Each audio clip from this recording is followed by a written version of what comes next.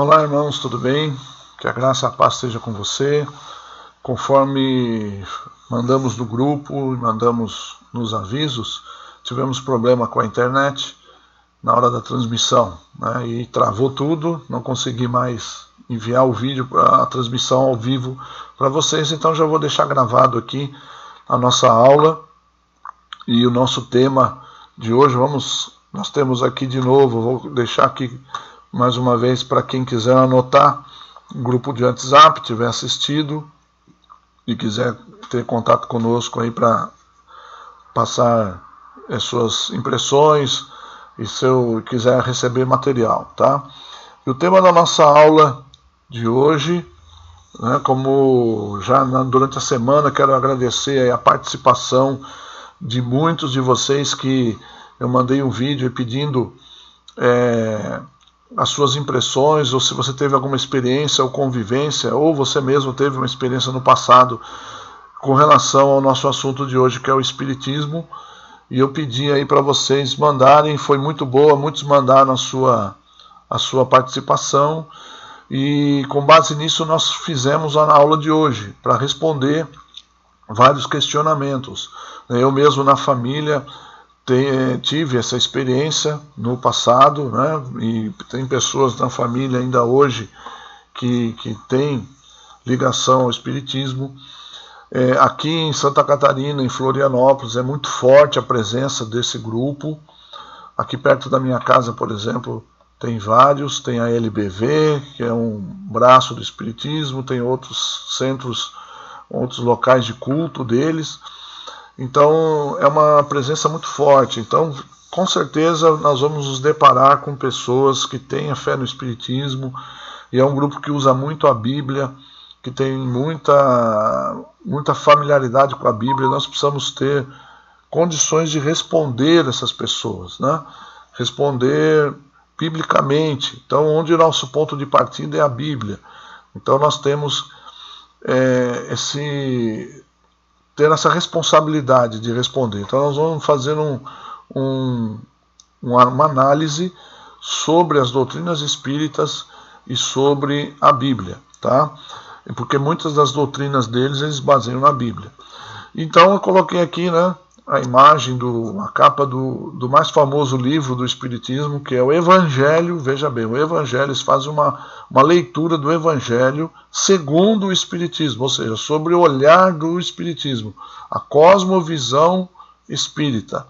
É igual à cosmovisão cristã, baseada na doutrina ortodoxa da Bíblia? Não, não é. Tá? Então eu coloquei aqui a nova roupagem da mais antiga heresia do mundo, é o Espiritismo, né? É uma coisa que nós aprendemos quando estudamos, né, na área, no meio teológico, é que a heresia é a mãe da ortodoxia, ou seja, o surgimento dos ensinos, dos enganos, se fez necessário se estabelecer, né, a doutrina bem clara do que é o cristianismo. Por exemplo, as cartas de Paulo, muitas delas foram escritas motivadas por heresias que estavam sendo já disseminadas na igreja logo no embrionismo da igreja, no embrião que foi a igreja primitiva. Então, você veja que a heresia ela anda junto. O inimigo ele quer realmente enganar. Então, os achismos, os pensamentos que estão fora do contexto bíblico. Então, Paulo escreveu várias cartas motivados por isso, os pais da igreja, os apóstolos. Então, o Espiritismo ele tem uma característica, né? E eu faço aqui a pergunta: quando aconteceu a primeira manifestação mediúnica da história? O que é a manifestação mediúnica? É a comunicação com os espíritos. É a possibilidade dos espíritos se incorporarem num corpo físico e se comunicarem com o mundo material. Isso aconteceu lá no Gênesis, lá no Jardim do Éden. Foi quando o diabo conseguiu, através da serpente, enganar Adão e Eva. né? Foi ali a manifestação de um espírito, porque o diabo é um ser espiritual, ele tomou ali posse de um corpo material e manifestou ali a sua mensagem, dominou ali as ações. E é isso que acontece muitas vezes no espiritismo, né? Então a primeira manifestação mediúnica foi no Éden. Veja, o Éden é o local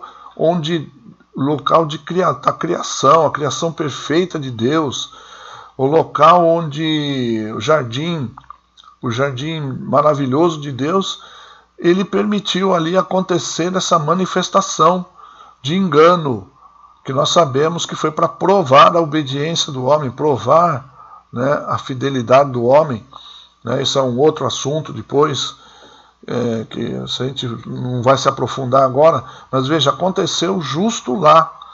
Então você veja como a heresia, o engano, ele anda junto com a verdade. O engano aconteceu ali no Éden, Deus permitiu isso acontecer. Então o espiritismo, da forma que está moderna, é uma roupagem nova do que aconteceu lá no Gênesis, né? E vem, porque a heresia, ela não muda, o diabo não tem muita criatividade, né? Ele tenta imitar as manifestações de Deus. Então o espiritismo moderno é uma nova roupagem. Isso que nós vamos ver como começou então essa nova roupagem do espiritismo moderno. E ele começou ali com essas duas figuras, que são as irmãs Margaret e Kate Fox, né? Essas duas moças faziam parte de uma família metodista, veja bem, no meio cristão, né? Sobrenome Fox, né? E eles alugaram uma casa num vilarejo chamado Hydesville, em Nova York, né? Nessa família, então, tinha essas duas meninas como filhas, né? E nessa casa começou a surgir ruídos, arranhões, batidas, sons, semelhante a arrastar de móveis, né? E as meninas não conseguiam dormir, a não ser quando estavam com seus pais, né? Então, nesses sons, eles estavam ali incomodando. As meninas começaram um diálogo com esse espírito, através também delas baterem, responderem a essas manifestações, e elas viram que o espírito ali, o espírito batedor, começava a responder. Então, essa história do espiritismo começou em Hydesville, e essas moças começaram a difundir então esses fenômenos paranormais, vamos dizer assim, e elas começaram a viajar então pelos Estados Unidos, começaram a viajar pela Europa também, falando sobre essas manifestações, e isso chega na Europa, ganha força na Europa, e aí entra a figura do ícone maior, que é Allan Kardec, que na verdade Allan Kardec é o pseudônimo adotado por Léon Hippolyte Rivail, que ele acreditava ser a reencarnação desse poeta Allan Kardec, um poeta celta que tinha esse nome, né? Então Allan Kardec é o nome, que é um pseudônimo de Léon Rivail, que foi o ícone, né? E esse homem então começa a decodificar aí o espiritismo, né? Escreveu vários livros, está aí a lista dos livros, né? O livro dos espíritos, o livro do espiritismo, o livro dos médiuns, o Evangelho segundo o Espiritismo, que é o mais famoso, o Céu e o Inferno, a Gênese, e Obras Póstumas, que foi publicada depois da sua morte. Então, o Allan Kardec é o principal decodificador, vamos dizer assim, do Espiritismo. Então, toda a obra de Allan Kardec é a base escriturária do Espiritismo, então, que leva o seu nome, Espiritismo Kardecista, né? Ou Mesa Branca, o Espiritismo Científico. Então, eles chamam, né, baseados na obra de Allan Kardec, tá? Então, é importante você saber, acredito que você já sabia, mas talvez historicamente não sabia situar. Eu quero definir aqui alguns termos do Espiritismo para você, né, para a gente poder conversar aqui na aula. O que é um espírita? Segundo o próprio Allan Kardec, tá?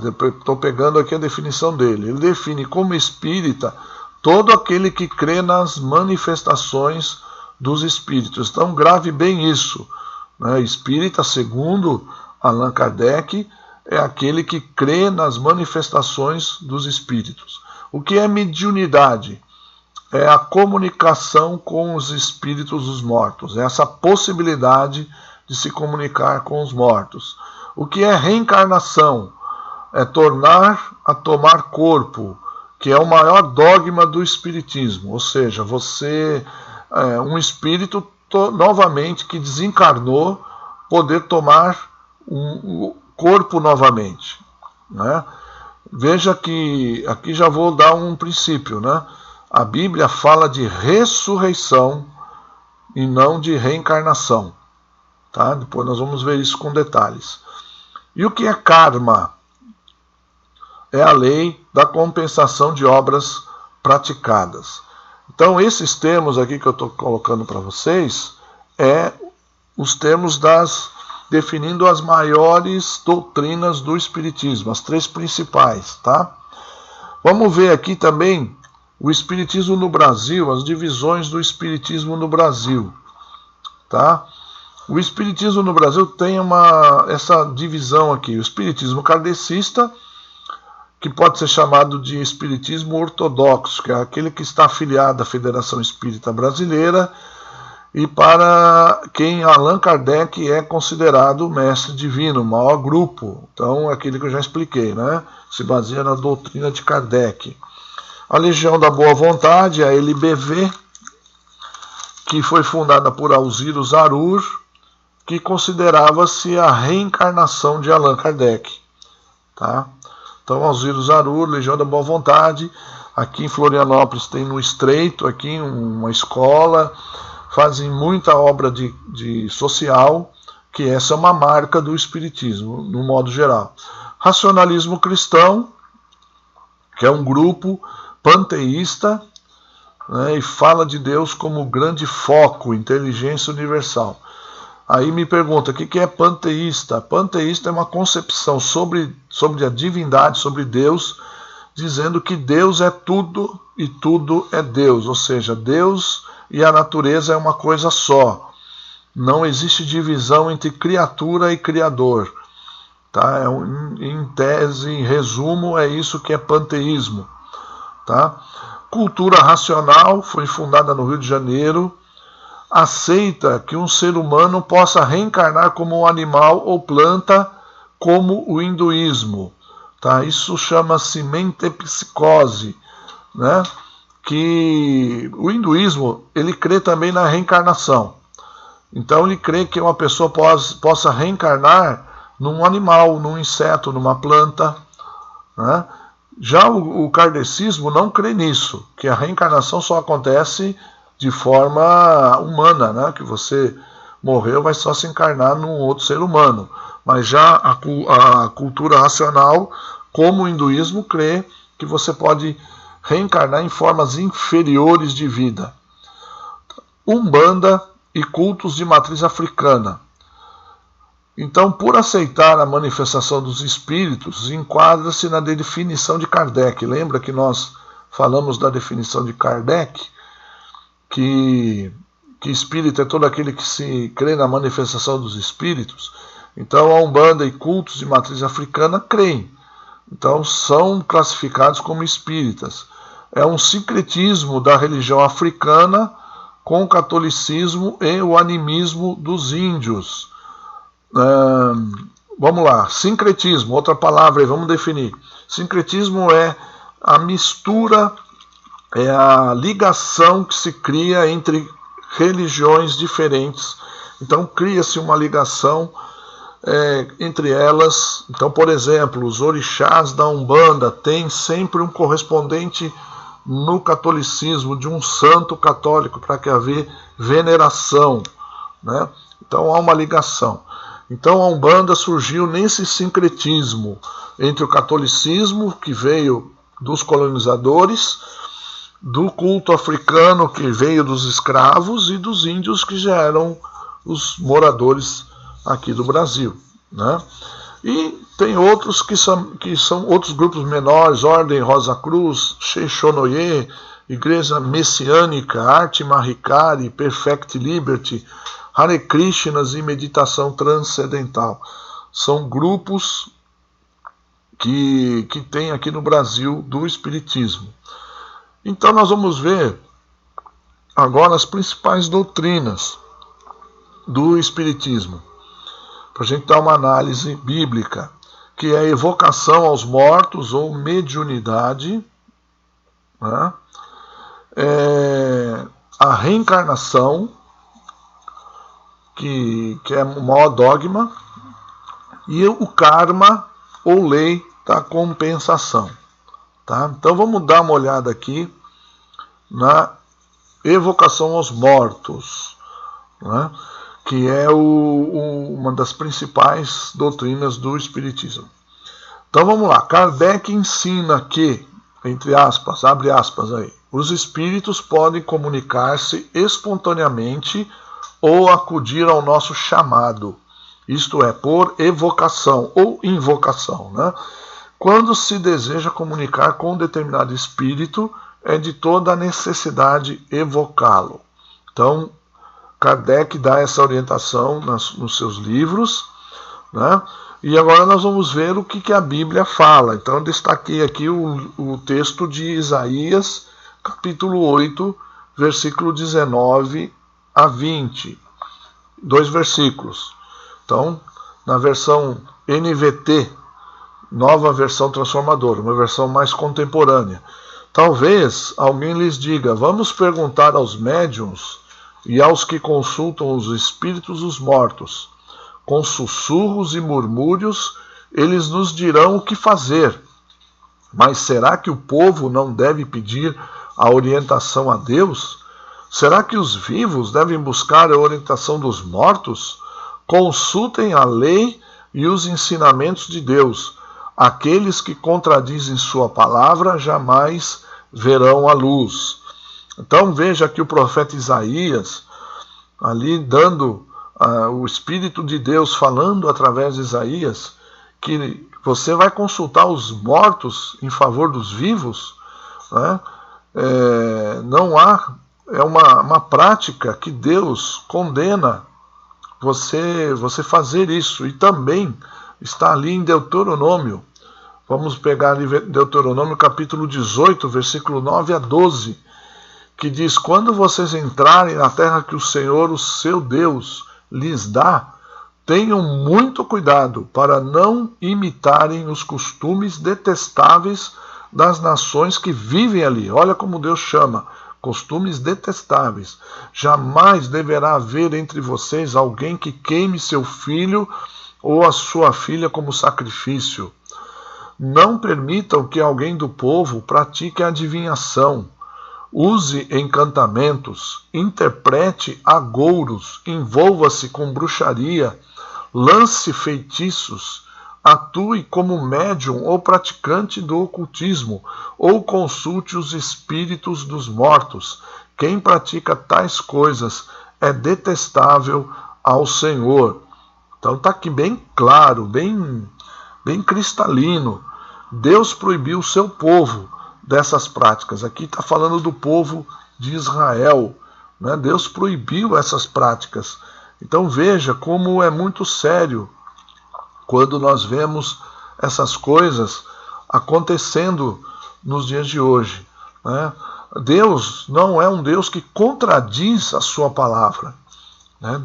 Se o espírita se baseia na Bíblia para declarar que essa doutrina ela é aceitável, você acha que Deus vai contradizer a sua palavra? Então eles usam sim a própria Bíblia. Foi por isso que também durante a semana eu pedi para que vocês fizessem uma leitura, lembra?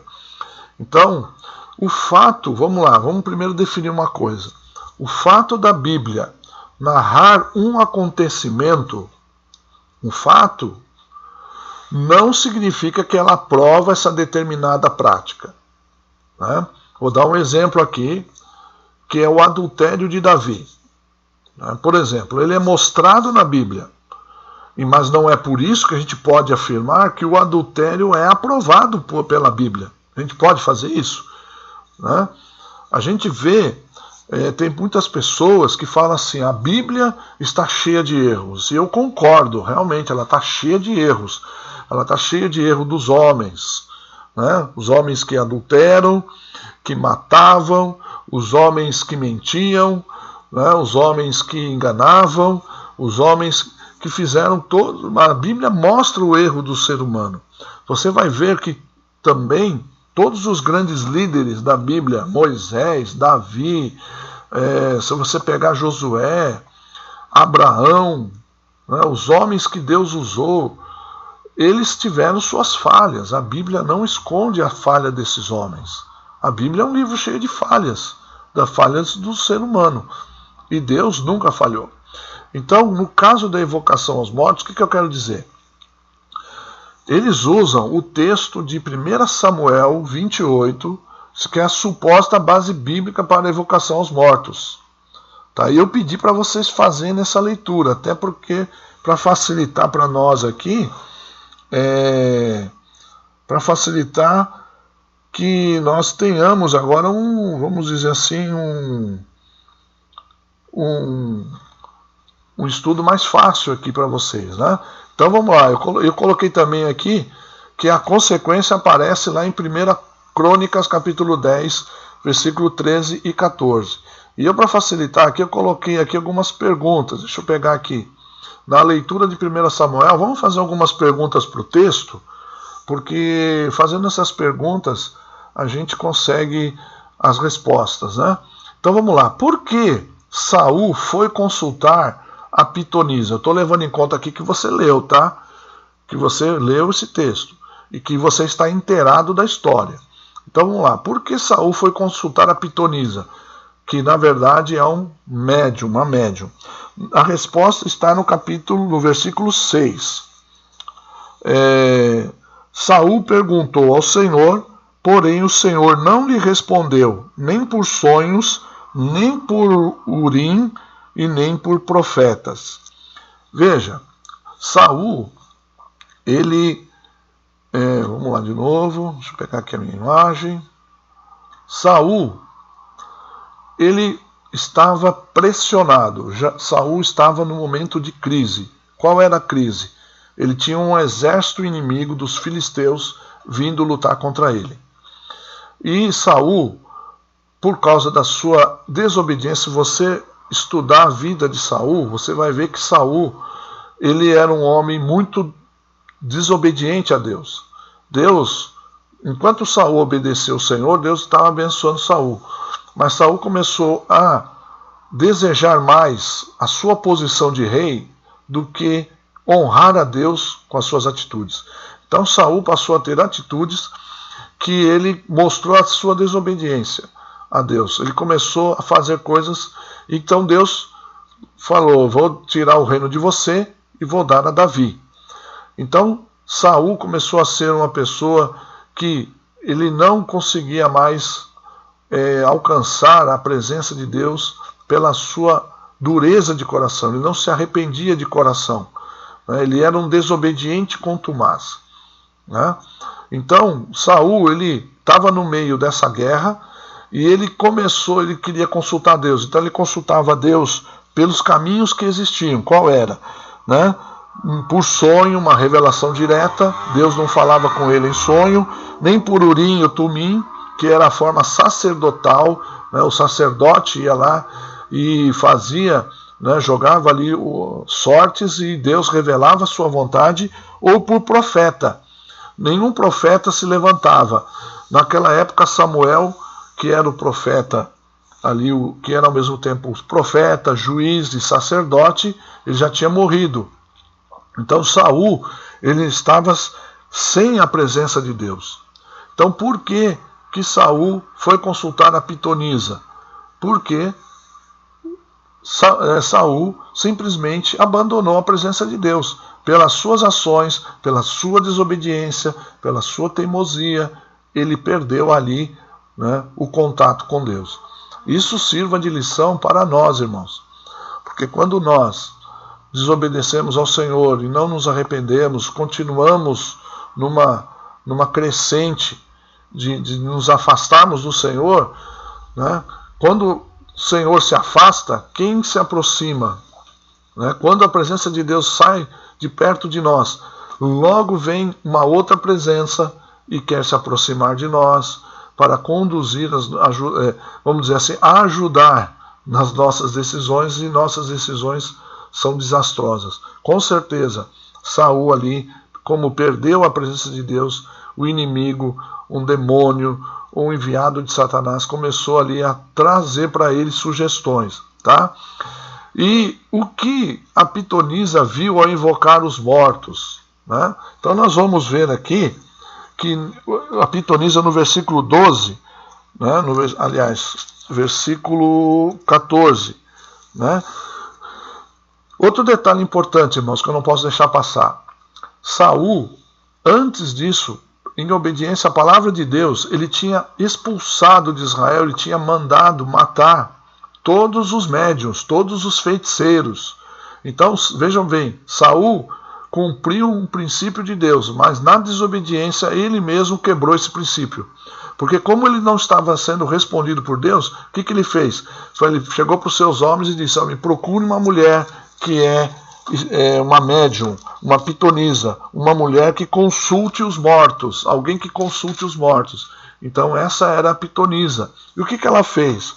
Né? Ela foi e fez o que Saul pediu. E no versículo 14, o que ela viu? Diz assim: como é?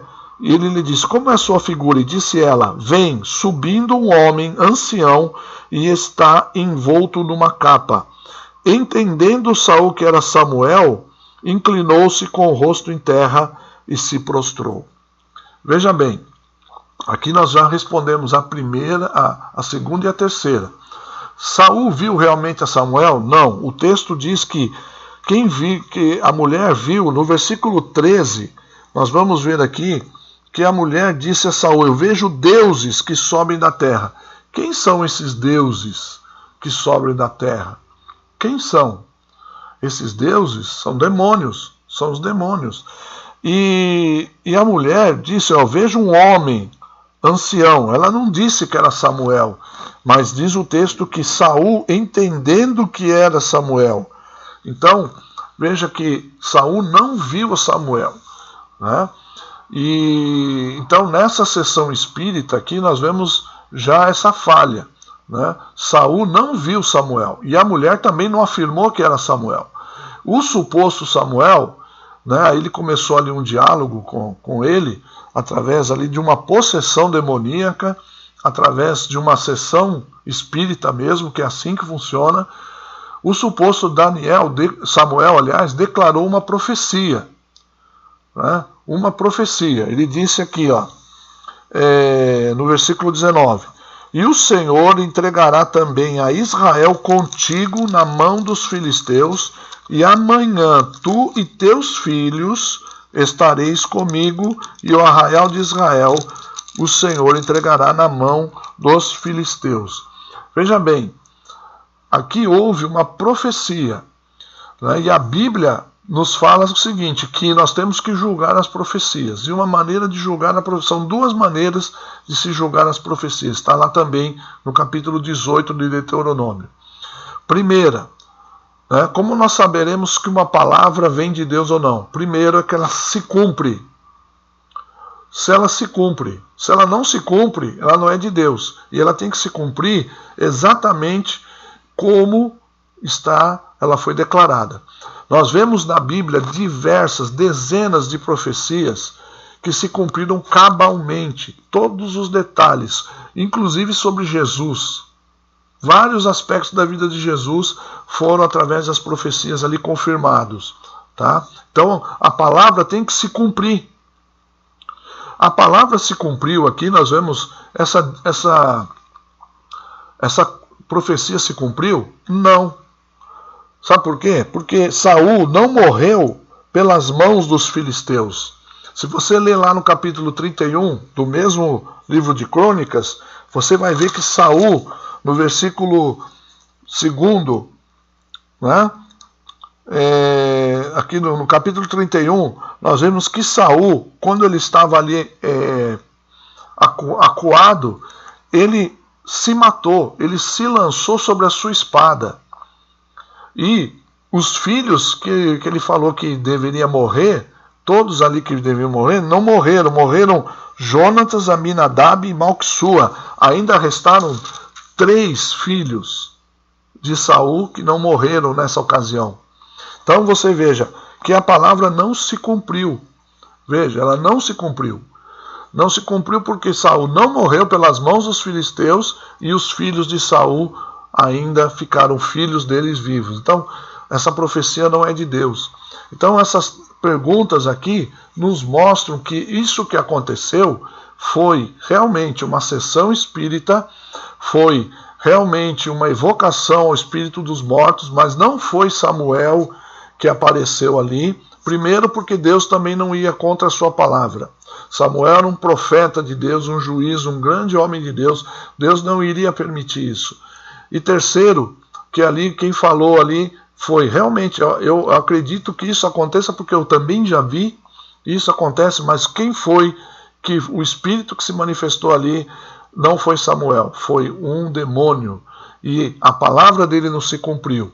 E se você ler o 1 Crônicas, capítulo 10, versículo 13, vamos lá. 1 Crônicas 10, 13, você vai encontrar aqui o motivo por que Saul morreu. 1 Crônicas, deixa eu achar aqui. 10, 13. Capítulo 10, versículo 13. Assim morreu Saul por causa da transgressão que cometeu contra o Senhor, por causa da palavra do Senhor, a qual não havia guardado, e também porque buscou a adivinhadora para a consultar. Então a resposta está aqui em 1 Crônicas 10, 13, né, que nós vemos a consequência do que aconteceu, né, com Saul. A consequência aparece aqui. Então nós vemos que por causa, isso aqui os espíritas não falam, eles não leem, né? Eles apenas usam nesse fato. Houve uma manifestação de evocação aos mortos ali na Bíblia. Está aqui, realmente. Agora, o fato da Bíblia ter esse texto, Deus deixou esse texto aqui narrando um fato. Saul realmente fez isso, mas não era Samuel, não era uma prática aprovada por Deus. E aqui o texto de 1 Crônicas 10, 13 e 14 fala que isso foi a causa também da queda, da morte e da destruição de Saul. Amém? Então, a evocação aos mortos é uma doutrina que Deus não aprova, né?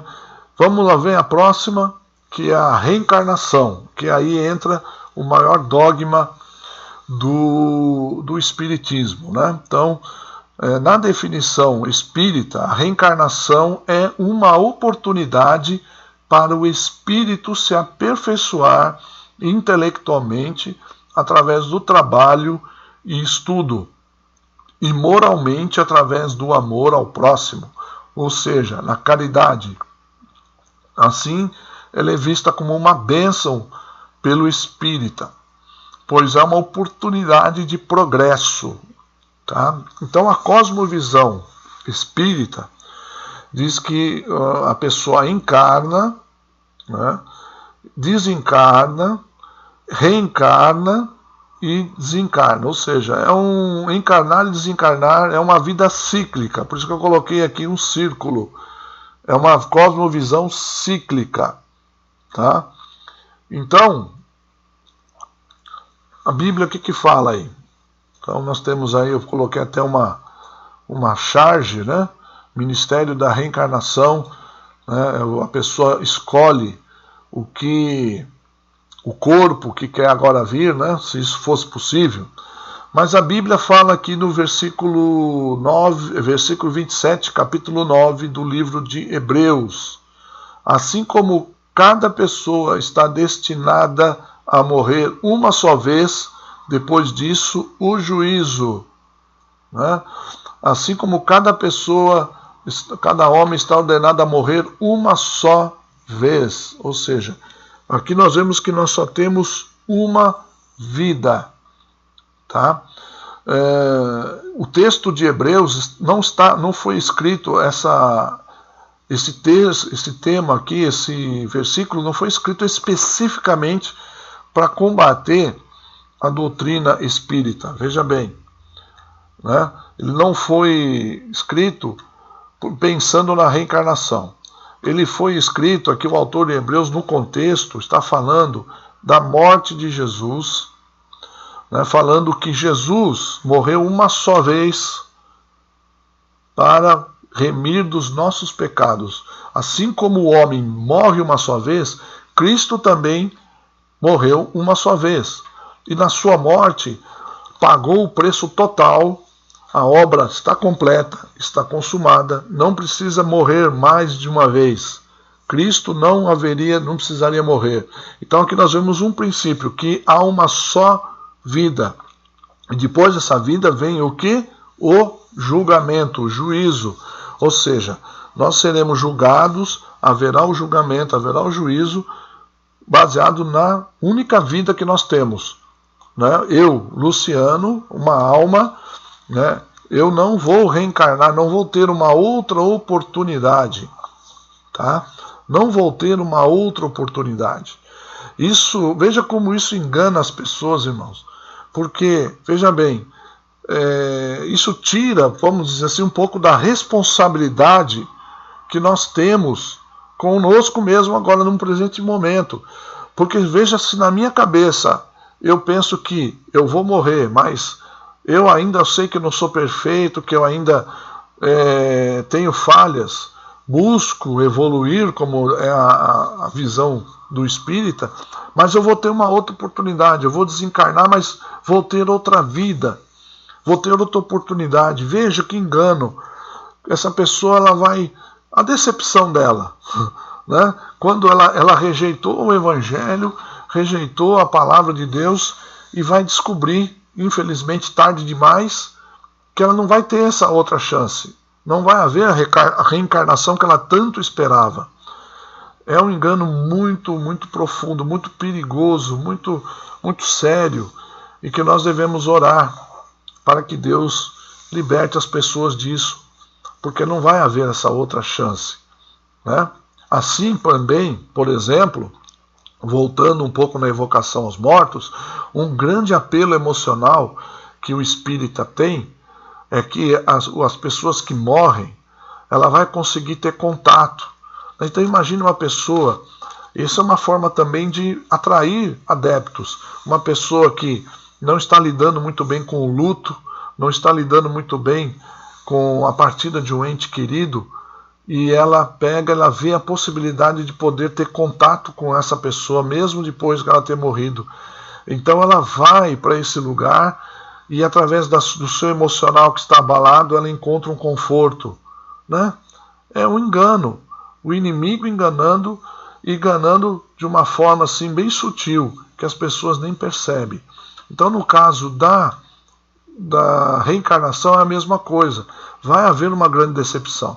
E, novamente, eles também usam a Bíblia para dizer que a reencarnação é possível. Qual é o argumento do Espiritismo para isso? É a figura de João Batista e de Elias. Então eu coloco que afinal, João Batista, o Elias reencarnado, porque é uma profecia lá em Malaquias, capítulo 4, verso 5, diz que eu vos enviarei o profeta Elias, antes que venha o grande e terrível dia do Senhor. Bom, quando Malaquias escreveu isso, já havia se passado muitos anos de que Elias, dos tempos de Elias, né? Então, veja bem, então eles interpretaram isso aqui como uma profecia de que é possível haver reencarnação, que João Batista seria o Elias reencarnado. João Batista, a reencarnação de Elias. Vamos ver o que a Bíblia diz a respeito. Primeiro, João Batista era Elias não reencarnado, mas profético.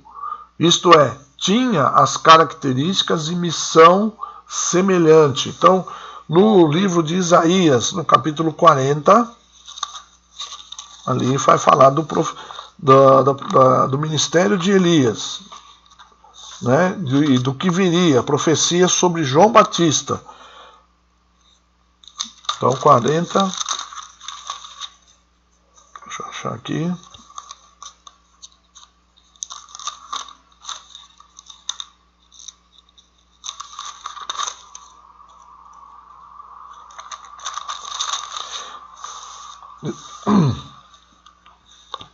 Versículo 3 diz assim: vós do que clama no deserto, preparai o caminho do Senhor, endireitai no ermo vereda a nosso Deus.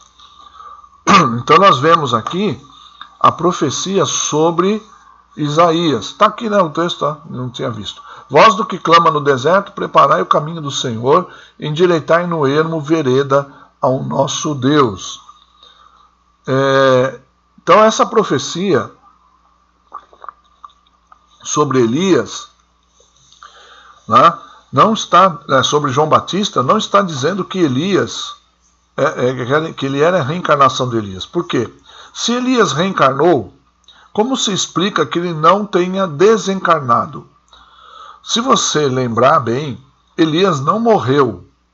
Elias, ele foi levado, foi trasladado, foi arrebatado diretamente para o céu. Ele foi elevado ao céu num redemoinho sem provar a morte. Está lá em 2 Reis, capítulo 2, versículo 11. Ou seja, primeiro, para haver reencarnação, a pessoa precisa desencarnar.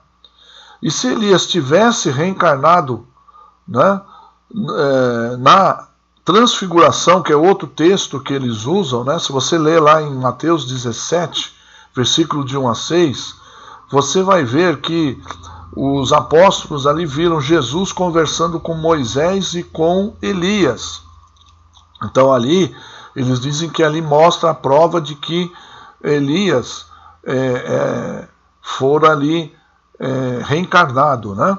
Mas quem deveria ter aparecido era João Batista. Por quê? Porque João Batista já havia sido morto por Herodes na ocasião da transfiguração, e não Elias. E porque, de acordo com a doutrina da reencarnação, quando o espírito se encarna, ele sempre toma a forma da última existência, né? Ou seja, ali deveria aparecer João Batista e não Elias, porque além de Elias não ter morrido, então não podia reencarnar. Se fosse, no caso então verdade que fosse Elias, não devia ser Elias. A existência de Elias não teria mais como se manifestar. Se manifestaria João Batista. Então veja a inconsistência do argumento deles, né? Se João Batista fosse realmente ali a reencarnação de Elias, né, teria que ser aparecido ali João Batista. Amém? Então espero que você tenha entendido isso, né? Primeiro, o fato de João Batista não poder ser a reencarnação de Elias é porque Elias não reencarnou, primeira coisa. Isso nessa aparição no Monte da Transfiguração, tá? Tem alguns outros argumentos que eu poderia também passar para você sobre a reencarnação, né? Se na doutrina espírita eles dizem que você encarna, desencarna, encarna de novo, então como é que a gente explica o aumento populacional do mundo, né? Hoje nós somos em torno de 7 bilhões de pessoas no mundo. E como é que cresceu isso, né? Em tese não se poderia se aumentar a população do mundo. De onde vêm tantos espíritos então? Essa pessoa morre, reencarna. Então, em tese, não se deveria aumentar a população do mundo da forma que se aumenta, né? E outro argumento, outra pergunta, né? Aí lembrando vou mostrar aqui de novo sobre a definição da reencarnação do Espiritismo, é que através da reencarnação o espírito se aperfeiçoa intelectualmente, né? E moralmente, através do amor, da caridade, ou seja, o objetivo da reencarnação é que a pessoa fique melhor.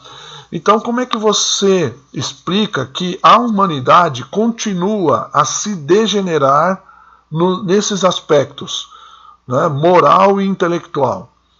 Se os espíritos estão se aperfeiçoando, ao longo dos anos a humanidade deveria melhorar.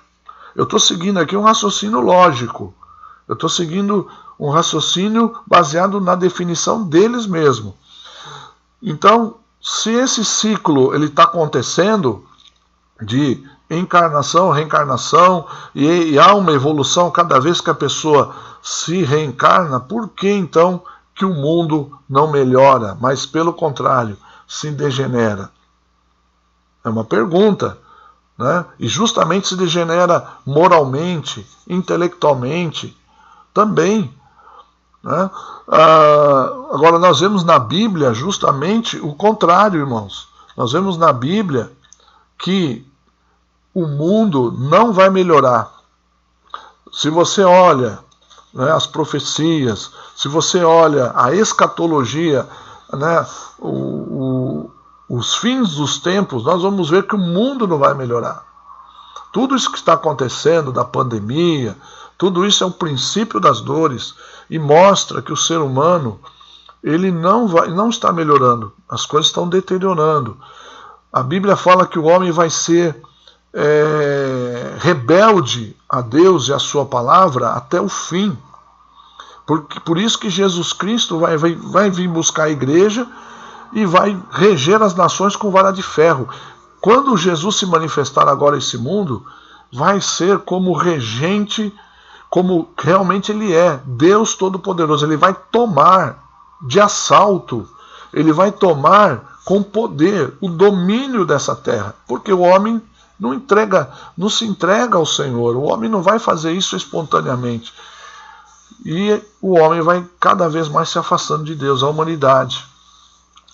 O único que pode nos aproximar de Deus, nos trazer de volta para Deus é Jesus Cristo. Nós recebemos Jesus. Então, ao contrário do dogma daqui do Espiritismo, né, que nós vemos aqui, o mundo tem se deteriorado e não se aperfeiçoado. Amém? E vamos para o último argumento aqui deles, que é, a doutrina, né, que é o karma. Né? Então, paralelamente à doutrina da reencarnação, segue-se a doutrina do karma. Allan Kardec explica essa doutrina dizendo que toda falta cometida, presta atenção, toda falta que você comete, todo mal que você pratica, é uma dívida que você contrai, que deverá ser paga pelo próprio homem, mediante o arrependimento, expiação, que é o sofrimento, ou seja, vai ter a expiação através do sofrimento, e reparação, que são as boas obras. Então, coloquei aqui uma figura daquela velha prática, né, de você fazer uma fileirinha de dominós, né? Então você derrubou o primeiro dominó e você vê pela figura que ele vai caindo, e depois ele cai sobre você mesmo, né? Porque você está no meio do caminho. Porque a doutrina do karma é justamente isso, que todo mal que você praticou, você tem que pagar através de uma reencarnação, e que o sofrimento que você passa aqui na Terra é uma reparação do que você fez em vidas passadas. Então é a forma que o Espiritismo acha de explicar o sofrimento, de explicar as dores, por que uma pessoa passa por determinado sofrimento. Então essa é a maneira que eles encontraram de explicar o karma. Na verdade, o karma também é uma herança que vem do hinduísmo. O hinduísmo, que é mais antigo, ele também crê nisso, do karma, né? Que é a lei de compensação.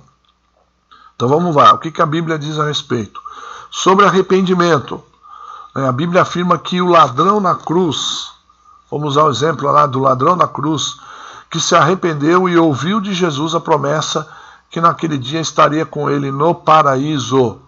Jesus estabeleceu: se não vos arrependerdes, todos de igual modo perecereis. Lucas 13:3. Veja bem, o ladrão na cruz, ele não teve tempo de praticar boas obras, ele não teve tempo de fazer expiação, né, por causa dos seus erros ali. Veja bem, o que aconteceu? Ele apenas se arrependeu e creu na obra de Jesus Cristo. E Jesus disse para ele: você vai estar comigo no paraíso. Aqui é uma demonstração clara da graça de Deus, onde ela se inicia no arrependimento.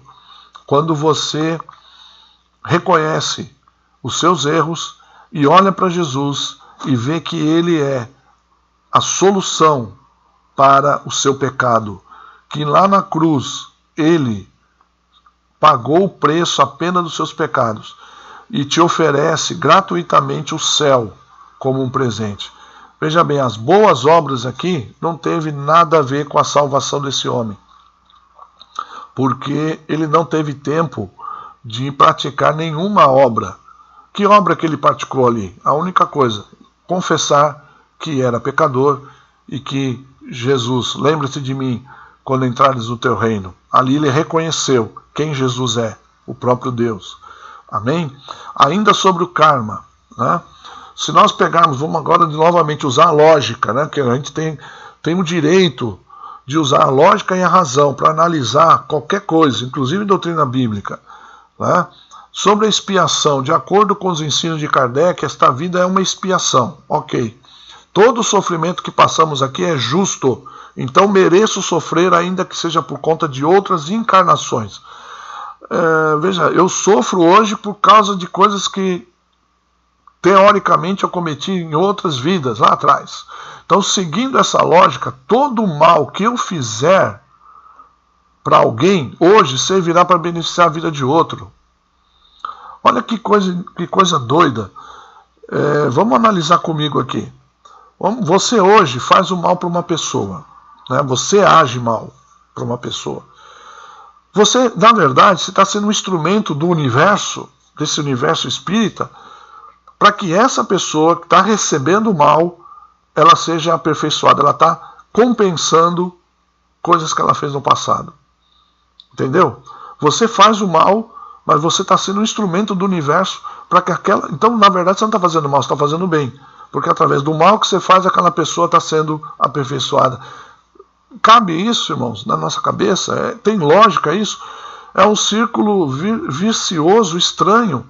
E agora veja meu lado, eu pratico mal contra essa pessoa, aí na outra vida, pelo mal que eu pratiquei aqui, alguém vai ter que fazer o mal para mim, para que eu expie o que eu fiz agora. Não tem lógica, né? É algo muito estranho, é muito absurdo isso. Então, analise com a gente aqui, seguindo essa lógica, todo mal que se faz no mundo, então, é para o bem da pessoa. Mas Romanos, capítulo 12, versículo 21, nos diz o seguinte: não te deixes vencer do mal, mas vence o mal com o bem. Ok? Então, a doutrina do karma, ela também é falha por causa disso. Né? Não tem como você entender isso de uma forma lógica.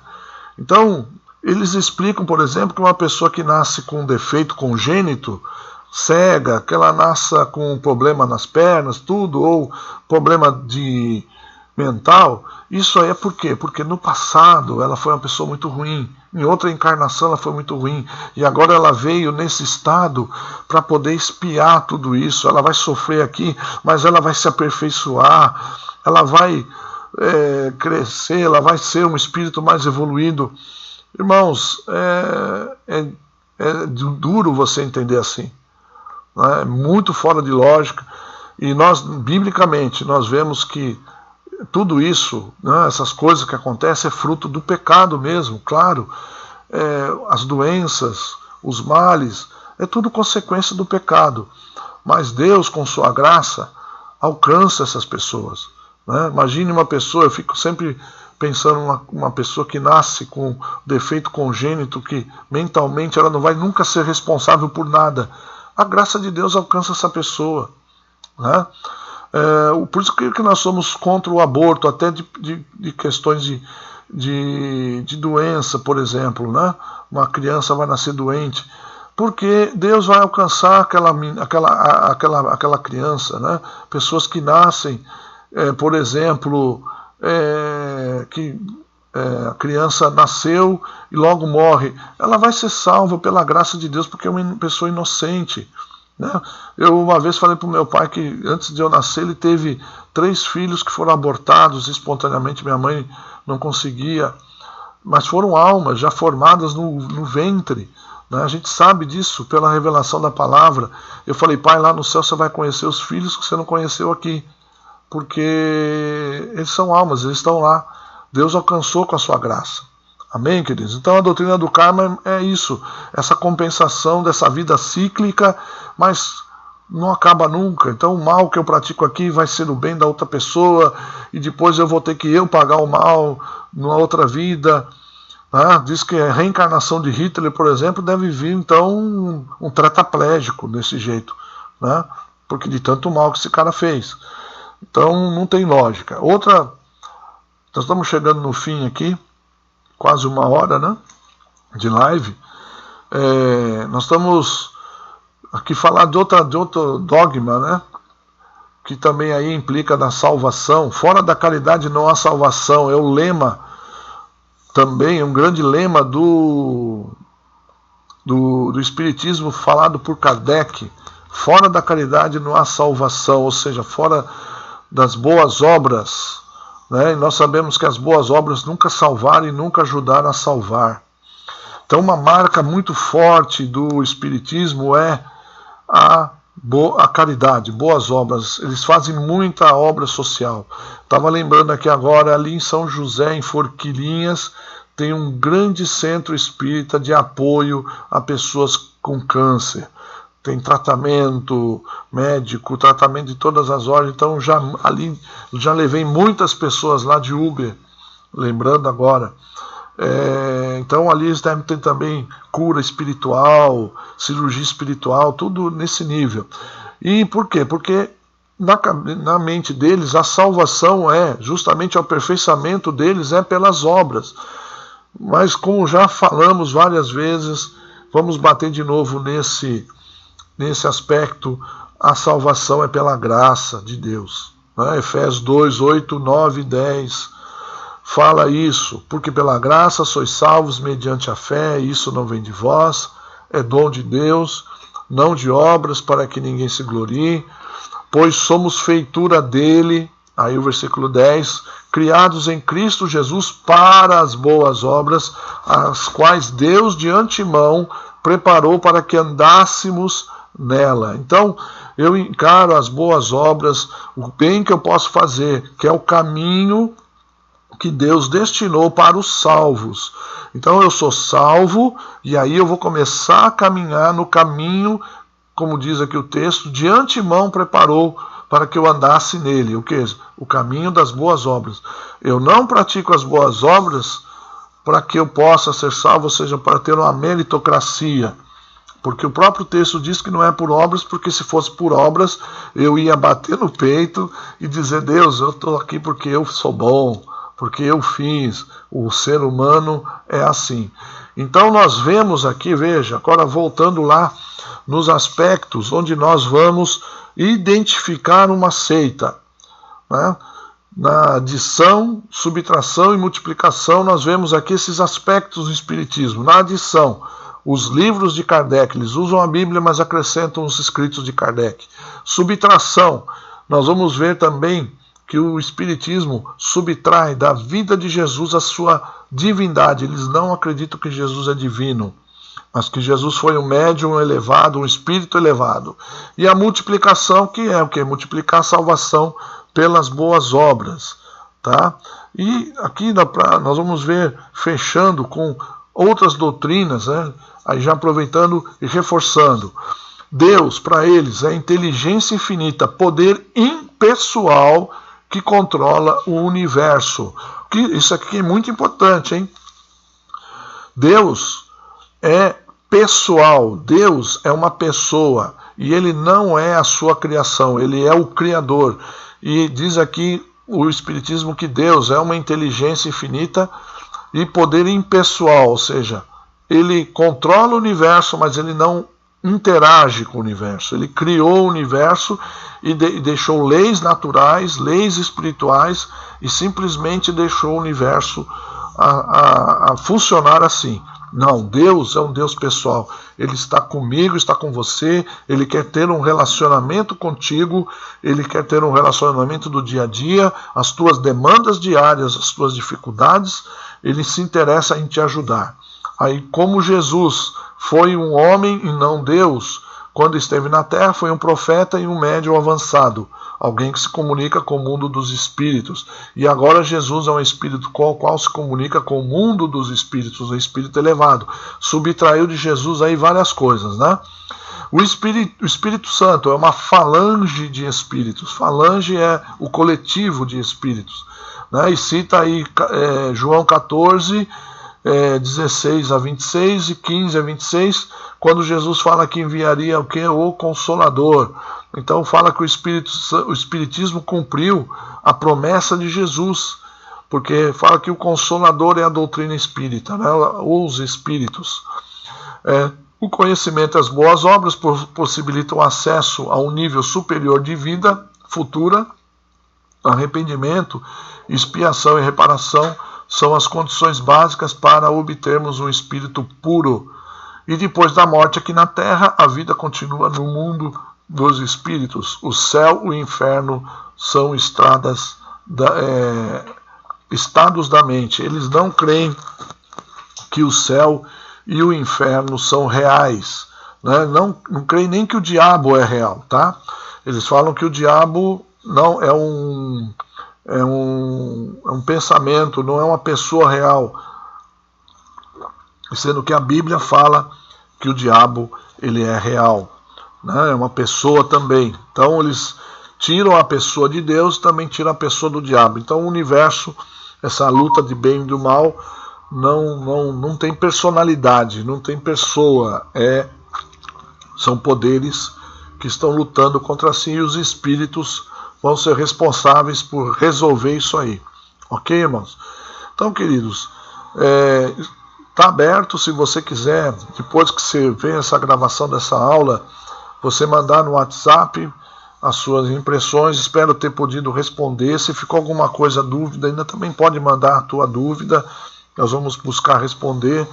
Me perdoe mais uma vez, nós contamos com a internet e a internet falha, né? Às vezes acontece isso. Não vou falar a marca, qual é o meu provedor, para não correr aqui em problemas, né? Mas pode acontecer. Então que Deus abençoe, que você tenha uma semana abençoada. Continue orando por nós, para que o Senhor continue nos ajudando. Eu vou estar orando por vocês também.